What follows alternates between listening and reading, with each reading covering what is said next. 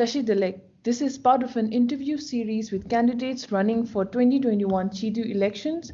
We are focused on creating a platform for new faces from diverse backgrounds in order for our viewers to also engage in the discussions we are about to have. I'm Choekyi Lhamo, and here with us today we have Tenzin Pinzok Doringla, Tenzin Lopsang Kangsarla, and Tsiring Pasangla. Tenzin Pinzok Doringla is the former president of Queensland Tibetan Community and is also the author of the book My Name is Tenzin and I'm Not Chinese. Tenzin Lopsang Kangsarla is currently the co-chair of the Australia-Tibet Council, former president of the Tibetan Community at Victoria, and the recipient of Frank Fisher Award 2018. Tsiring Pasangla is the director at the Tibet Foundation and former program coordinator at the Tibet Relief Fund, chairman of Tibetan Community of Britain, chairman of Tibetan Community in Britain and special advisor at Tibet Society. Thank you so much for joining us today. My first round of questions will be specific to the candidates. Tsiring Pasangla, would you like to start? What are the key issues you want to put forth in the parliament if elected?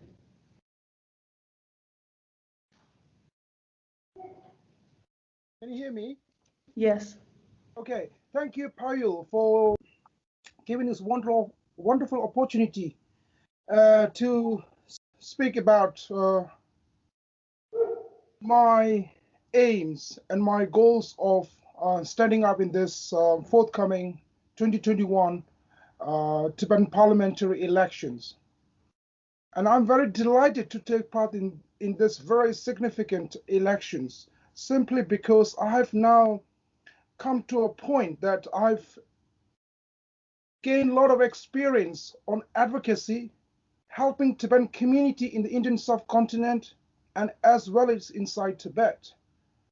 Now, the key question here, what issues am I going to push in the Tibetan Parliament? Should I become the next, one of the next Tibetan parliamentarians from Europe? Yes. As we all know, once we go into the parliament, we are everybody's member of parliament, TPiE.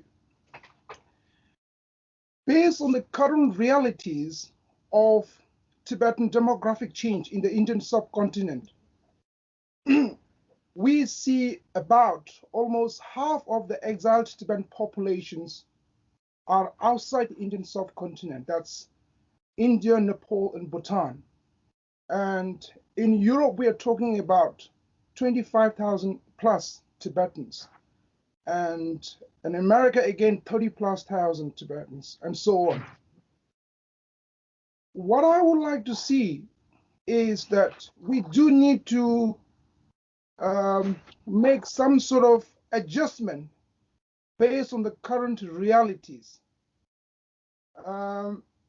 For example, I would say this. In Switzerland, we have about 8,000 Tibetans. France, about 8,000 Tibetans. And in Switzerland and in Belgium, we have about 7,000 Tibetans. So these are big chunk of Tibetan population in these some of these countries. And we see similar in America as well. And we have only two TPiEs. And these two continents, for example, Europe and Africa, where I would be representing, are two big continents. And Africa has about 1.3 billion people. And Europe, with 44 countries, we have about 747 people. And we have 5 CTA representative offices in Europe, and in Africa we have only one CTA office. That's the Office of Tibet in South Africa. Right. Now, because of the significance of these countries and continents and the effects or impacts that's happening in the United Nations General Assembly as well as UN Human Rights Council, I think we do need to have a stronger presence of Tibetans representatives, especially elected by the Tibetan diaspora in these Western countries.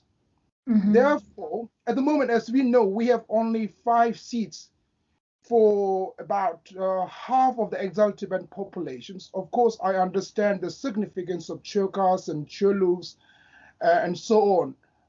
But we also know that quite a number of well-educated, experienced people are also moving out of the Indian subcontinent. So I think based on these realities, with people's now wanting to contribute and give more back to the society, I think we do need to really take this core issue in the forthcoming parliament and get ready for 2026 parliamentary election. So I'm very happy to work with fellow parliamentarians in Chitu with the sort of appropriate numbers of Chitus. But in my personal view, countries like France with 8,000, as well as Switzerland with 8,000 Tibetans, and Belgium with 7,000 Tibetans, I would like to see one MP or Chitu each, at least in in these countries. So, but I'm very happy to discuss constructively with parliamentarians and bring a change. That's number one I want to bring. And the second thing is, although there are stipulations in the election of Sikyong, I would like to see a vice president, Sikyong Shumba or whatever we want to call it. And, with Sikyongs are democratically elected. Now, touch wood, at the moment, all our Sikyongs or Kalantibas have been, very healthy and so on. But if something unexpected happen, for that reason, he or she is not able to continue the full term. And in that, although there is stipulation in the charter, but I would like to see like a running mate, similar to United Nations, U.S. presidential election system, because with the vice president or Sikyong Shumba, the people will have the mandate, because he or she is running directly with the Sikyong election. So I would like to start discussion and see whether there are good interests among the parliamentarians and bring about, because this could have a long-term effect and change. And so I think we do need to plan ahead and think strategically for our own sort of interests, well, primarily to secure the Tibetan people's interests. So these are the two immediate things I would like to bring. Then I'm very happy to discuss more with fellow parliamentarians and support timely issues that arises in the parliament. Right. Thank you, Tsiringla. I'll go with Punzola. Punzola, can you tell us what will be the key issues that you'll be putting forward in the parliament if elected? I think my 3 slogans are pretty much in the public space. And I have said over and again that I will work on, as a member of parliament, on 3 broad areas: the unity, movement, and reformation. And in the unity, I will work in the welfare programs where I can have each and every Tibetans in Australia, especially since this is from where I'm coming from as an electorate to the member of parliament. They have a lot of issues, which Lofsana will also be discussing, the IMI card issues, the name change issues, and then the age issues, and then there are many other welfare issues that we can help out with, and I will definitely help them out without regard to where they come from, which Chorgas or which sectarian they come from. So that is one part of the unity. And then I will make sure that everybody has a green book. A lot of people do not have a green book. We know that very well. And particularly those who have come on their own in Australia and Australasia. And then if I'm able to make it, then I will make an amendment to the constitution or the rules where you can make a possession of green book compulsory, or if have, then election compulsory, voting participation compulsory, which will unify politically the whole Tibetans in diaspora. And then in terms of the movement, I will work both inside and outside Tibetan Parliament.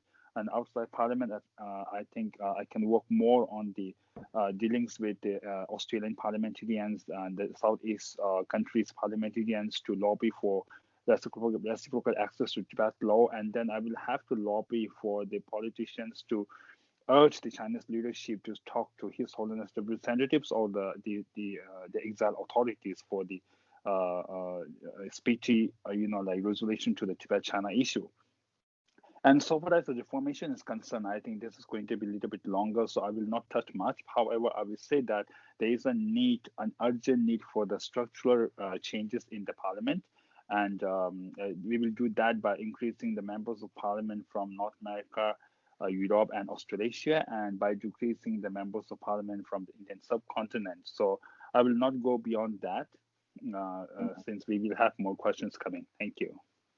Thank you. Lobsangla, what are your views? What are the key issues you want to put forth in the parliament if elected?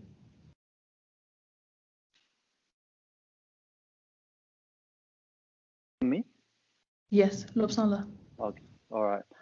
Just like to all the viewers and listeners.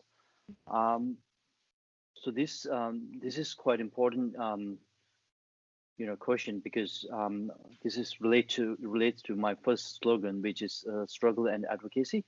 And being a member of the parliament, I will advocate for the Australian people, and whatever the issues that the Australian people have, and especially relate with the Central Tibetan administration. And also I'll listen to their problem and and what issues they have, and then collectively I will take the common issues in the parliament, so that the member of parliament or the city cabinet can fix those problems for them. And second thing is of course they need there is some changes required, of course, perhaps in the charter, which I don't know in detail. And then as I'm experiencing about the election, where and there needs to be a bit of amendment in the election process, which they have done a big amendment in the last parliament. And hence we are experiencing where the communities are not allowed to organize the scheduled candidates, and hence the people, common people, are not well aware of who is real candidate. So if the community are able to organize the candidate, then they can announce it and they can organize. So therefore every people can listen to the each candidate, and hence we can select the best candidate. So likewise and there will be a more opportunity will arise, and then I will definitely discuss with other member of parliament, and hence we will have more discussion in the parliament and to support any changes that required in the parliament. And of course I agree with what the Pasang Sringla and Doring Tenzin Pinsogla have mentioned, so I agree with them as well. Thank you. Thank you, Lobsangla. My second round of questions, some of you have already touched upon this matter. So many feel that the Tibetan Parliament in exile needs fundamental changes and restructuring to move ahead with changing circumstances. What do you think are some of the changes needed holistically or from your constituency's perspective? I'll go with Doringla with this. Thank you so much for this question. This is one of the most important agenda that I have as a part of the reformation, where there is an urgent need for the structural changes in the parliament in exile. We are quite understood of the reality that we face, the population transfer from Indian subcontinent to the North America and Europe and Australasia. And we know that a large population now, what we have in the last 30 years, like in 1991, the number of population or the dispersal of population is totally different from what we have now in those 29 or 3 decades. So we know, but still the parliament structure is such that you have more than 80% representation of member of parliament from Indian subcontinent, and just like 10 to 15% from the North America, Europe, and Australasia put together.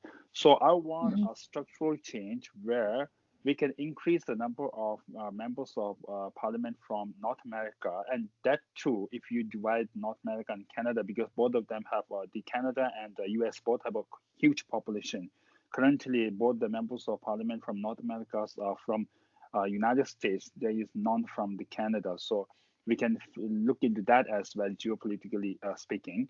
And then in Europe also, there is a need to increase from 2 to 6. That's what I have in my mind so far. And I will make sure that this amendment is brought into the parliament if elected. And then I will also root for one more increase in the member of parliament from Australasia. How it has to be, we'll discuss later, but somehow there is a need for that. By remaining the 45 members same without increasing it, we will have to reduce some members of parliament from the Indian subcontinent where they come from, the sectarian base, and then the Choekyi or the province base. So we will have to reduce like 3 or 4 or whatever the number it could be. So there is a reduction. There should be a reduction from the Indian subcontinent and increase from the North America, Europe, and Australasia put together. So that is what I feel, and it's needed as early as possible. And I will make sure this is brought to the parliament. Thank you. Thank you, Kunzula. Lobsang, what are your thoughts on the restructuring of the Tibetan Parliament in regards with the seats that we just talked about?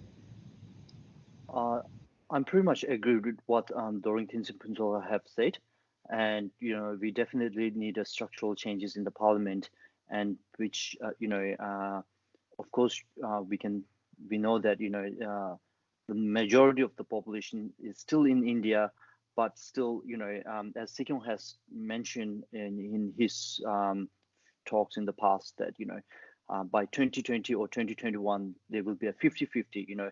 If the population is 50 in the West and 50 in India, then accordingly they should be. I'm not saying the number of the parliament representative TPiE from the outside need to increase dramatically, but at least to some extent, maybe one from America, North America, and especially from Canada. They should have at least one seat from Canada, and then of course maybe one from Europe, and then one from Australasia. And so that we can definitely do. And I can feel that most of the upcoming TPiE are agreeing on this discussion. So with that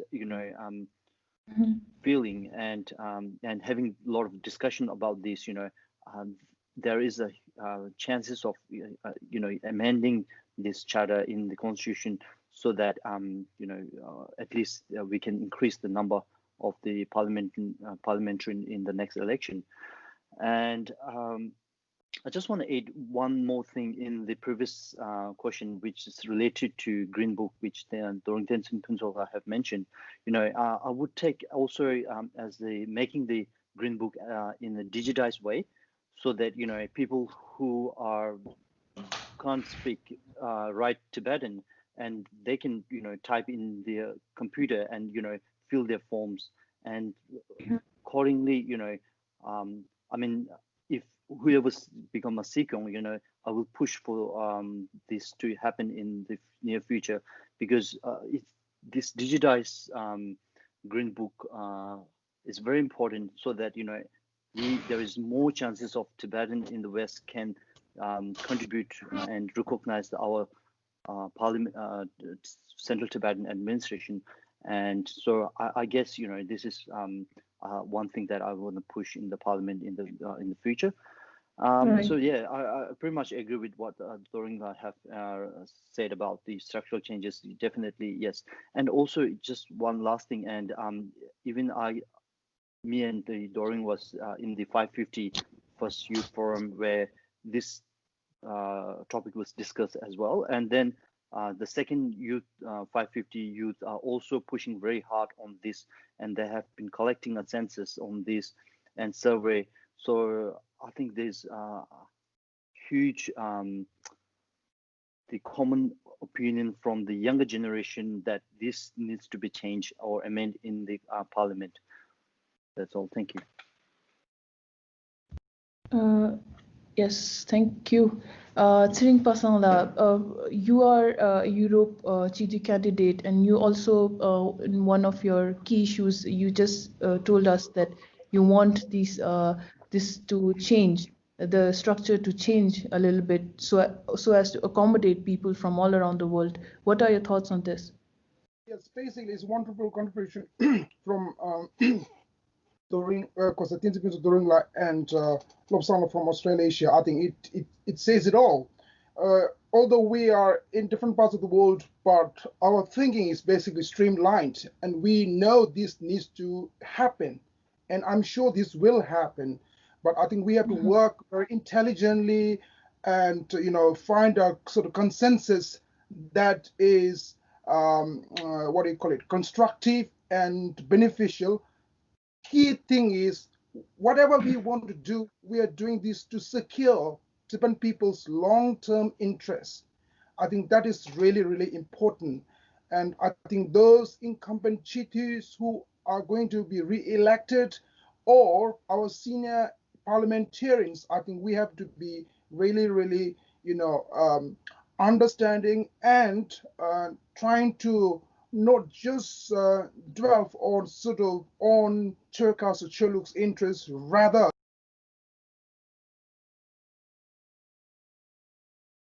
will continue and has to continue until the freedom struggle, the Tibetan freedom struggle is regained. So this is, I think, we are basically talking the same language. If I may elaborate what I said earlier and echo, basically I echo the contributions from Lobsang and Tenzin. The Chitu seat, the seats, 45 seats, are really, really important. We know the key role of Chitu is to make and pass laws in parliament, then a bridge between the Tibetans masses and the administration. That's good. But one thing what we have not been able to do and not fully utilize the Chitu platform, it's a very part-time role. I think we have to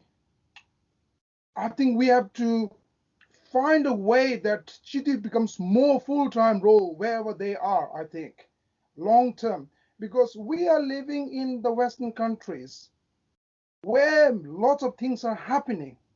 And if we are talking about advocacy and influencing parliamentarians, international, UN officials and so on, we have to utilize these platforms very, impactful, basically. That's what we need to do. Of course, we can have lots of treaties outside the Indian subcontinent, but then here comes the practical things, costs, resources. I think this is where we do also need to, find, and I'm very willing to work with the parliament and find ways to secure resource so that our chitus, years to come, can focus very much on, basically complementing what the Kashak and the Office of Tibets are doing. We're not in sort of competition. Ours is a freedom struggle movement. It's not just staying there and making laws. And I think we have to, because as elected leaders or elected parliamentarians, we have to mobilize and work together and, really do it. That's how I see it. So I would like to sort of find ways to discuss this more constructively and more mature ways and bring about a change that really, really represent Tibetans not only in exile, but the Tibetan people's insights, their aspirations, their trust in His Holiness the Dalai Lama. His Holiness is 85, 86 now. I would like to see when I become, MP, in 4 or 5 years' time, I would like to bring a good news, good news to all, especially when His Holiness reaches 90th birthday. I want to present a happy birthday, very, very good, gift to His Holiness. That is one of the reasons why I'm standing in this forthcoming election, because those of us who have some experience, relatively good experience and exposures, and we are very blessed to receive good education. So if we step back from this Shibeki language or teaching Cheva, it is really, really so I really want to, do something and work together, find ways, mobilize our people, strengthen our communities. That's what that's the reason why I'm standing for the election. Now, the next thing I want to say is, recently we have had an issue with the convening of the parliamentary sessions, for example, in March, and then again in September due to COVID. These are sort of expected, so to speak, Right. situations. So again, we need to address that in the forthcoming in the parliaments, and we have to prepare and then become sort of laws, and that's something I want to bring in as well. And Okay. the TPiE, as I was saying earlier, is not just part-time, do something on regular, everyday basis, over the 5-year period. And for example, that's another issue I want to bring. I've yet to look into the charter properly, but currently the Chidi Gule are mainly from the Indian subcontinent. Perhaps some Chidi Gules can come from the outside the what do you call it, outside Indian subcontinent. It's 1 year rotation. So perhaps if this is not there, I think this is something we do need to take on board. So these are something I want to say for now. Thank you. Sure. Thank you. My next round of questions, I'll start with Lobsangla this time. There's a growing view among the Tibetan constituents, especially the youth, that lawmakers need credibility with regards to the work they do as an MP, both in the House as well as outside the Parliament, and that many serving lawmakers fall short of that assessment. Do you feel the same? So this is a very difficult question. It's very difficult for me to judge individually, in terms of their credibility and their assisting in each individual parliament. But it is, but somehow, being a TPiE, it's everyone obligation to, be sincere with whatever the people have been elected, and also, whatever you have campaigned during the election, you have to promise, you have to uphold with your campaign slogan, and then you have to work accordingly. So during the parliament session or outside, if you have talked about the advocacy and struggle, you have to do it in the outside, and I think in terms of credibility of each individual, I guess there should be a certain standard for like electing a TPiE. But of course, as people as I can still see that many people especially in the common people, because of a bit of lack of education, and still they are favoring the original candidate. They're still going for the people who and rather than people are electing the right candidate. So this common people need to think about those important thing, and of course the being a TPiE, you have to be sincere in the parliament during the parliament session, and you have to participate, you have to discuss all the core issues, and whatever 10 or 20 days session, and then at the same time outside as well, you have to work hard for the people. That's what we are stand for, and that's what we need to do. And of course, as we all know, the Tibetan inside Tibet, we don't have this opportunity, and people inside Tibet are struggling every single day, so therefore the TPiE has to work really hard and be sincere with your own campaign and your obligation. Thank you. Thank you, Lobsangla. Tseringla, what do you think? Do you think that lawmakers, since there's a growing view among the Tibetan constituents about this, what do you think the credibility of a TPiE needs to be, and do all the MPs, existing MPs, fall short, or do they are doing fine at the moment? What are your thoughts on this?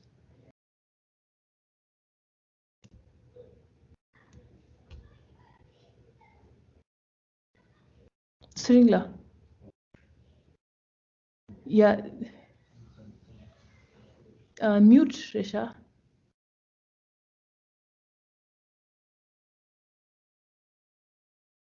Mute, Risha. Oh, Lasse. Oh,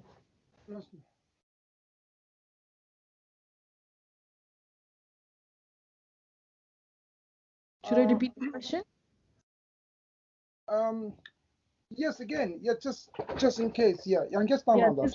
so there's a growing view among the Tibetan constituents that lawmakers need credibility inside the parliament and outside the house as well, and that the existing lawmakers are at the moment falling short of that assessment. Do you agree?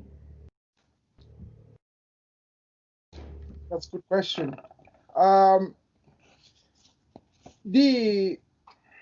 I suppose, the criteria for standing in the election, it doesn't say anything about this thing.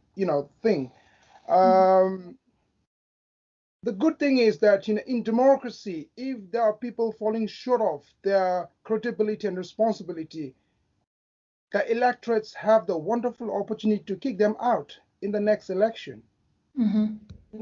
And the medias who should be playing the role as well. So, this is the beauty of our democracy. You can spell it out, of course, with valid, reasons. You just can't do sort of rumors and so on. But with concrete evidence just presented, then I think we should splash it out.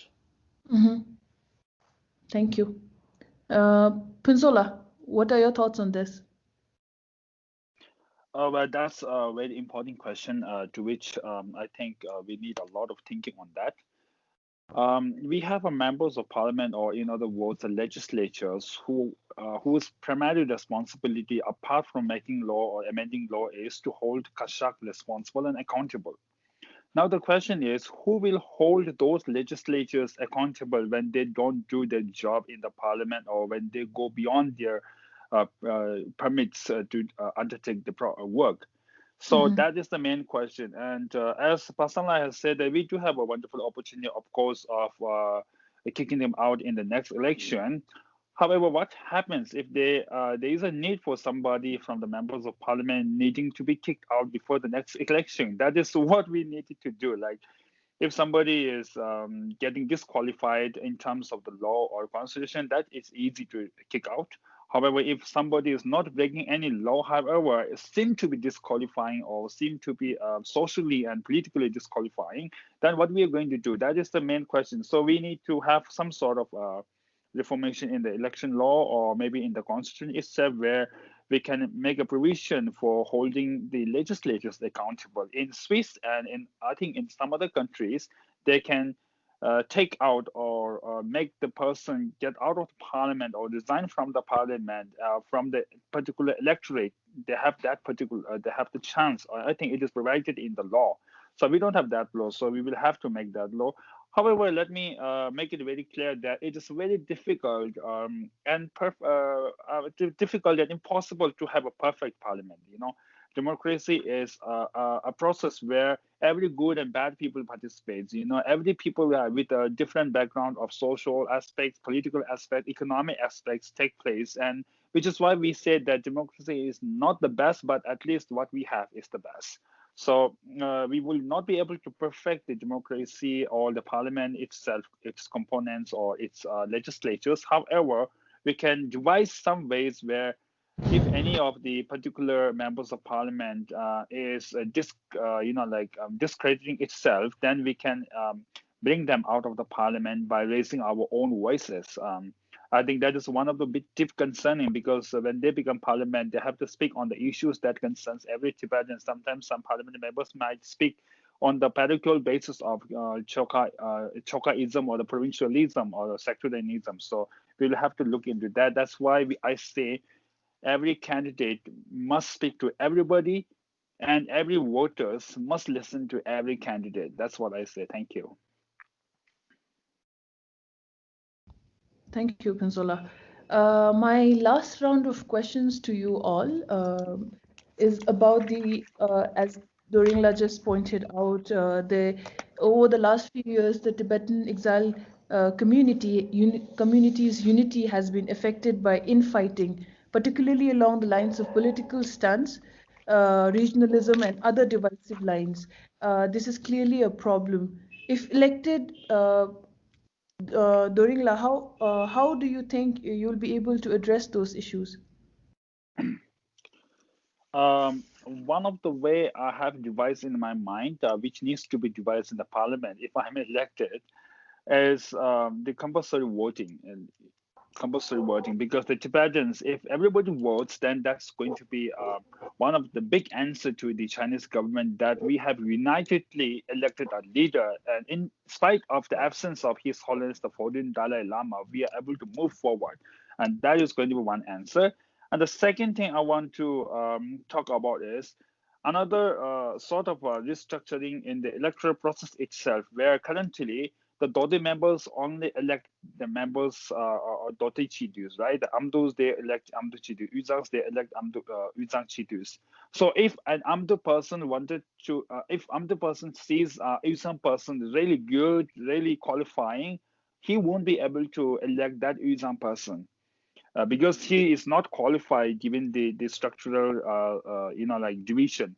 So I'm in the view that I'm not sure how far it will go, because I will have to discuss if elected with the colleagues in the parliament, that if a person can elect, one person can elect from all the three candidates. Like if I am a Uzang candidate, a voter, I should select one from Uzang, one from Dode, one from Dome. Then that is also going to be a unifying figure, because the Amdo person will not be able to be so particular about Amdo, because he has a voter from Uzang, he has a voter from constituency, right? So that is one way of devising a unity. And of course, the Tibetans need to think very broadly. We need to think out of the box, because we have a division in, I'm like, a division is everywhere. We know that very well, and it exists even within yourself. However, we are able to prioritize that. In that case, I have to be united with my own mind and body.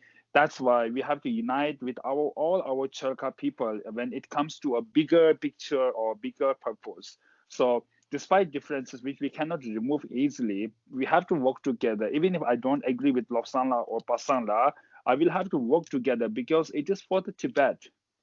That's what I think the basis of thinking of Tibetans should be, whether they are contesting election or not. That's all I can say. Thank you, Pansola. Tsiringla, what do you think? Do you think this is a problem, the Tibetan community's unity that has been affected over the last few years over the lines of political stance, regionalism, and many other divisive lines there are? Please unmute. Yeah, thank you. I think I will give you, I will share a story. It was 2009. It was June 2009 when I met a couple of Tibetan MPs in Nepal during their, what do you call it, field trips, you know. And I asked question then, it was June 2009. I asked them, it appears that in the parliament, you seem to have some sort of Choekyi issues. I'm talking about 11 years ago. Oh, not to worry, there's nothing, not to worry.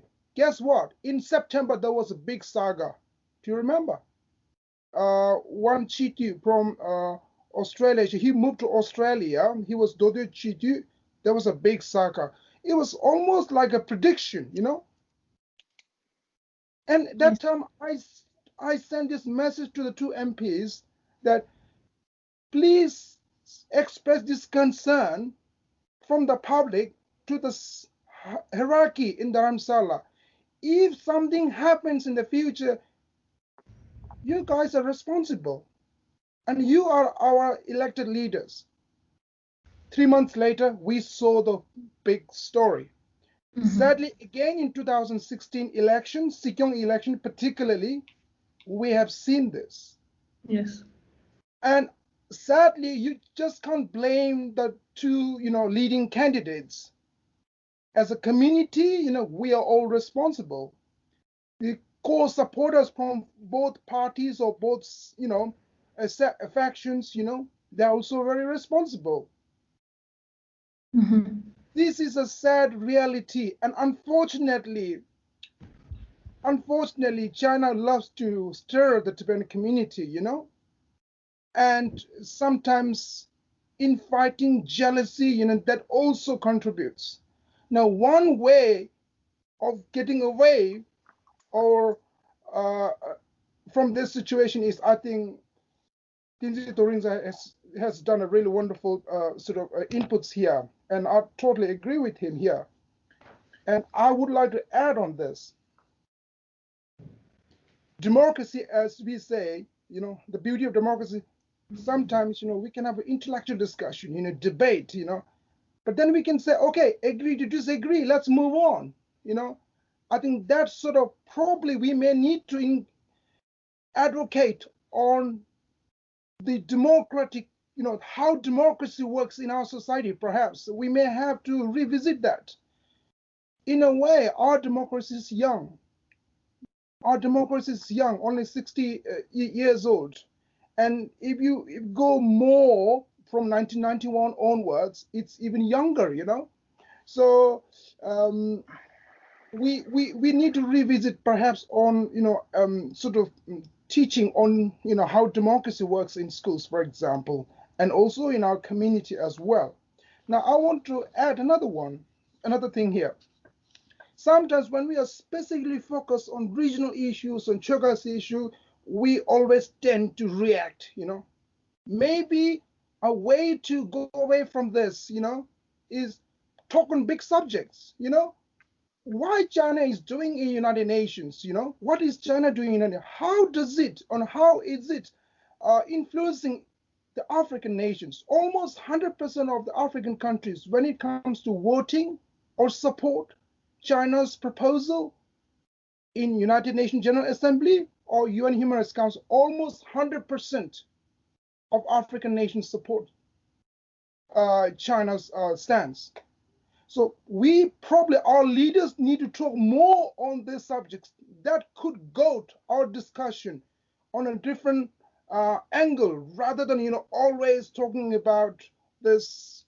It is sad, to be honest, but I see quite a hope in the forthcoming elections. More younger, educated, in different parts of the world, wanting to do something more, and also in the Indian subcontinent. I think we really, the old, young, wise, we all have to come together and work over the next 5 years and trying to come up with a wonderful initiatives overall.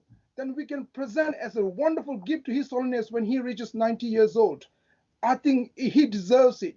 We owe this to His Holiness. So in Tibet, we're talking about 1959, how our Choekyi Kangdu, they unite the Tibetans.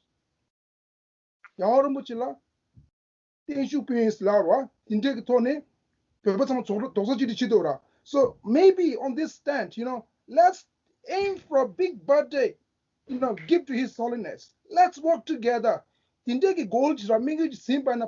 it could work, then, we all, respect His Holiness. Right. Tibetans inside Tibet place huge trust, full faith. I think it is time that we do something very collectively. If not for self, our spiritual leader, since coming into exile in 1959, and since he assumed the temporal and political leadership role at the age of 15, 16 years old, up to now, still shouldering his responsibility, we really need to do things seriously and big here, and trying to work together in harmony. And our local leaders, we really need to wake up. It's time, perhaps, a big thing should together, not in sort of spiritual terms, but through concrete, practical actions. So that's what I would like to urge. Let's wake up, let's mature. Let's grow up. It's time. Do you have time for final conclusion or not from for all participants? If you want to add, you can add now. Like this is the last round of questions. Yeah. I see. Thank you. Thank you for this. Once again, Chimila and Paul, for this wonderful opportunity. Our community, is not only Tibetan speakers, but we also have non-Tibetan, English speakers. So I think it's wonderful that, you present these opportunities, both for Sikh candidates as well as aspiring Chitus. It is our collective responsibility, whether you are in the media, whether you are in public service, it is our collective responsibility to up our game on political advocacy, a unity of our people. So on these backdrops, I have lived in this country for the last 24 years. I was born in a Tibetan refugee settlement in Nepal. My father was in Mustang guerrilla resistance movement, and I've met and interacted with the older generations from Kham, Amdo, Yutsang, you name it. They told me lots of stories. I never forget it. I was also concerned that I would not be able to complete my class 10 or class 12 or BA, that we would go back to Tibet one day very soon. But today, I'm more educated. I'm now middle-aged man, matured.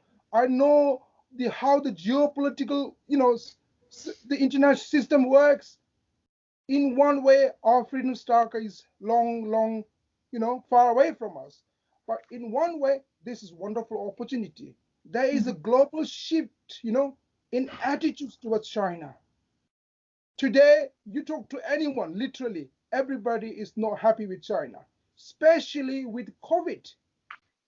It has exposed globally China's continued lies and cover up. Now it is time for us.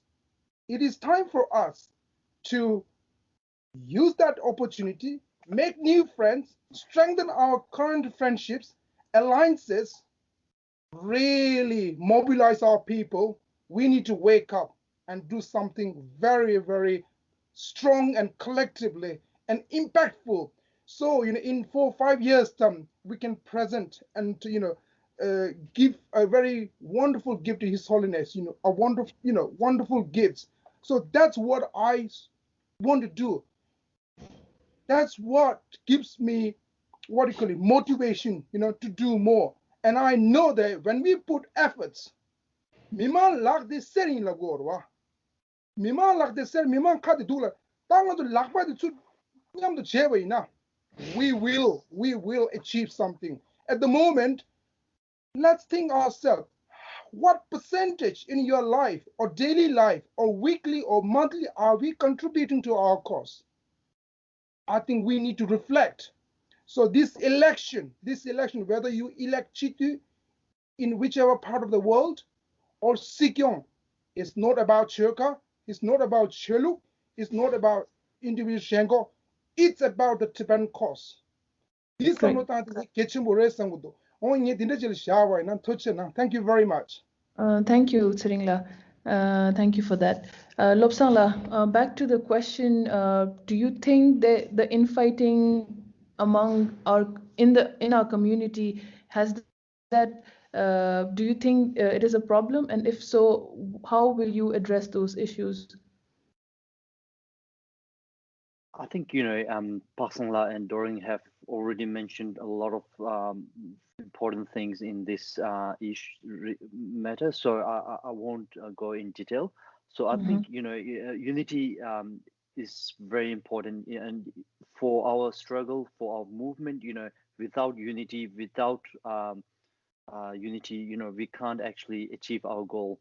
and we cannot challenge the China. So China is, somehow they're communists, but still they are quite powerful, as we can see, the influence of China throughout the world. So Tibetans as a population very small, and especially in the exile diaspora, it's very small. So hence this small population, if we can't unite, of course, it's very difficult. And being myself as a leader of the president of the Tibetan community of Victoria, as I was born in India, so we don't have that strong sense of Choka and Choluk. So as being a leader, when I was the president, all Tibetan was fully engaging in the movement and the activities or the events that I have organized, because they're not seeing me as a one of those sectarian representatives. So hence they are engaging, and so I think they should, in the leadership, they should be have a good quality where everyone can pull together and take as a leader, and so that our movement can strengthen.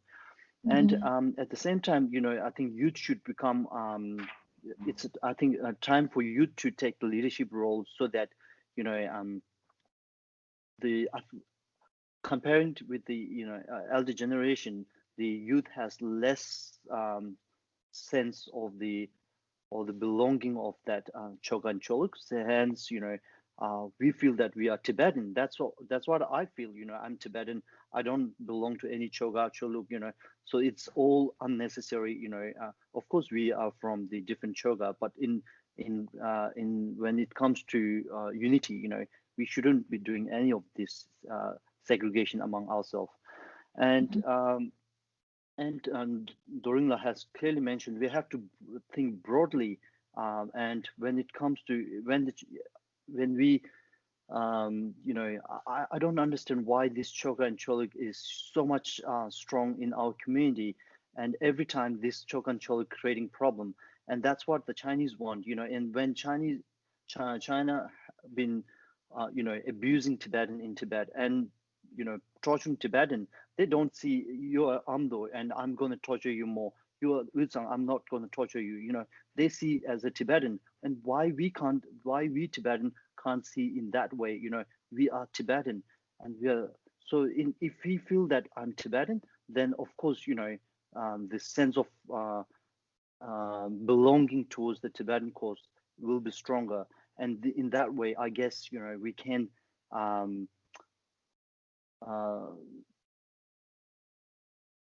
destabilize or make it even lesser of this sectarian among ourselves. So I won't go in that detail, because already my other two candidates have said a lot about this. So, and lastly, I just want to say thank you for organizing this, TPiE, and it's another platform that you has given opportunity of for all, I think for all candidates, but only 3 have participated in this. And finally, I wish for long live of His Holiness the Lama, and restore our freedom as soon as possible. Thank you. Thank you, Lobsangla. Any last remarks before we close this interview? Oh yeah. Yeah, can I say a closing remark? Sure. Go ahead. I will just finish it in 1 or 2 minutes. In this election season, where the organization's endorsement of candidacy is banned, which also leads to the organization's willingness to hold a debate and discussions are also hard to occur. We have seen the Sikyon candidates and other Chitu candidates speaking, but mostly organized by their own individual supporters. So I'm looking at media as the only trusted entity who can bring about the discussion and debate in the democracy. When it comes to democracy, it is about D3. D1 is democracy, other D is debate, and the other D is discussion. So it must happen between the candidates, amongst the candidates, between the candidates and the voters. And media as the 4th pillar of democracy. I'm banking on all of you, Payuls and Tibet Times and all other medias. I don't bank much on the individual voters, because they have their own sets of mind to support particular candidate. So media as an entity is going to be the only platform that will deal with all the candidates, whether it's a Sikyong or the Chitu. So all the best to your work, and thank you so much for having this in English. It is also an opportunity for me to improve English as well. Thank you so much. Thank you to all three candidates today. We wish you a successful campaign in the coming months. All right. Thank you. Thank you.